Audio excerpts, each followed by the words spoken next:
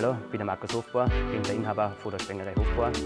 Ich habe die Firma gegründet im Jänner 2020. Wir sind noch ein junges Unternehmen.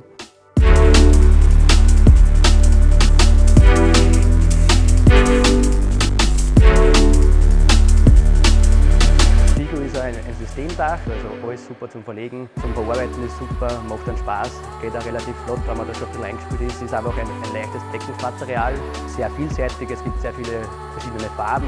Ja, die Zusammenarbeit mit dem Vertreter passt natürlich top. Also wenn ich etwas brauche, kriege ich das eigentlich prompt in die Firma geliefert. Also da muss ich sagen, hat sich mittlerweile schon eigentlich eine Freundschaft gebildet und das passt eigentlich sehr gut. Momentan habe ich 5 Mitarbeiter und natürlich auf der Suche nach mehr Mitarbeitern, weil Arbeit ist genug. Ja, ich sage einmal, im Raum von 50, 60 Kilometer ist das Werteste, was wir machen. Aber wir schauen, dass wir halt regional bleiben und da in der Gegend arbeiten.